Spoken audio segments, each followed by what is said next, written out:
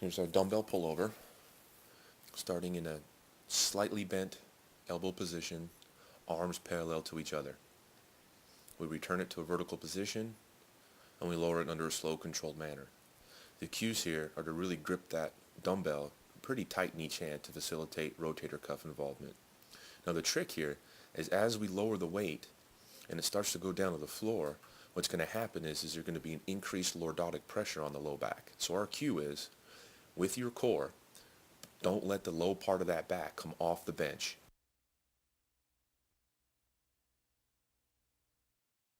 Here's our tall kneeling, wide grip pull down. Palms away, wide grip on two knees. This is our wide grip pull down. Now notice the first move, just like a horizontal pulls, our vertical pull here, we initiate with scapular downward rotation. So notice here that the shoulder blades come down first, then we get the arms involved. Very important to control that downward rotation of that scapula. And we just alternate into a half kneeling position, and it's the same move here. We like to put people in the tall kneeling and the half kneeling positions to really try to facilitate that extra hip flexor stretch. And also she's working on her right hip stability here. So the cue for her would be to contract that right glute and to stay real tall. So again, the benefit to this is we're actually getting a nice elongated hip flexor position stretch on that left leg. Initiating with the shoulder blade, tall, solid stance. Here we have our closed grip pull downs. Now we have a more narrow grip, palms towards us, in a tall kneel position. Again, strong grip, initiating with that scapular downward rotation here. We cue the clients here, basically opposite of a shrug here. Initiate with the shoulder blades, down and coming straight towards you. Notice that the elbows stay right underneath that bar and right underneath their hands, as to avoid that humeral hyperextension here. And then she just switches to that half kneel position to really facilitate a little bit more of that active hip flexor stretch here and some hip stability as well. Typically we'll do one set with one knee forward, and then on the second set we'll alternate legs, and then we'll just switch legs every other set here. So again, downward rotation first, straight down towards you, elbows underneath the hands, nice solid tall posture position. So now we're going to go into a mixed grip pull down. All of our cues are going to remain the same. Nice tall stance, contracting the glutes. And notice again, just like always, we're initiating that movement with a downward rotation of that scapula. Cue the clients here.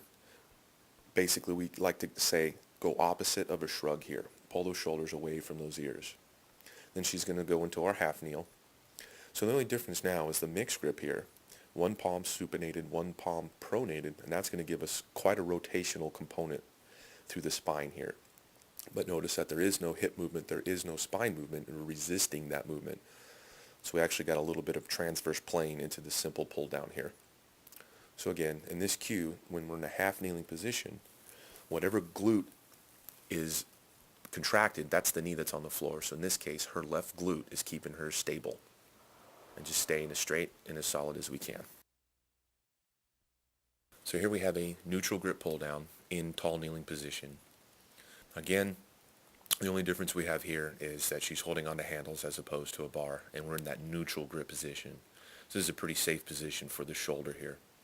All the cues remain the same. Nice tall position, initiating with scapular downward rotation, and she's staying real tall. In this case, her right glute is squeezed to maintain that nice straight posture here. Elbows finishing right underneath those hands to avoid that, again, humeral extension here.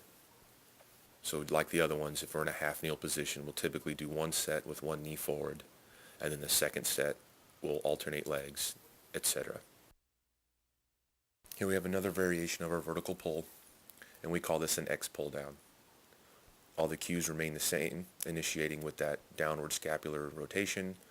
Both glutes are squeezed, and in this case, we're coming from a pronated to a supinated position. So you get a nice X pattern here. So this is really good to facilitate that posterior oblique sling that we like to talk about. We basically take in the right shoulder blade, tucking into the left rear pocket, and vice versa.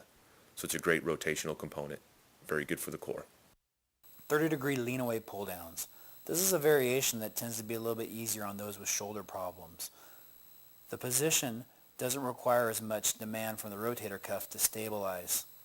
It also allows for a little bit more retraction and depression with the shoulder blades here, which is always a good thing in those with shoulder problems.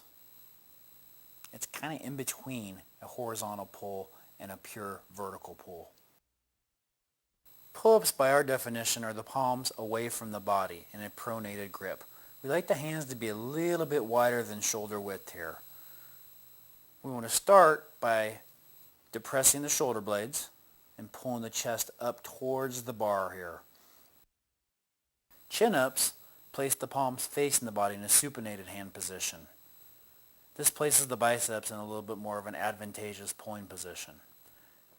We cue the shoulder blades back away from the ears, and we like to pull the chest up to touch the bar so we get full scapular retraction and depression at the top. Here we have our mixed grip chin up, in which for demonstrative purposes we've used a rubber band here to help decrease that load. The cues are still the same though: tight grip, scapular retraction, lead, and try to get that chest to the bar as much as possible every single time. Again, the band is just helping with the load here.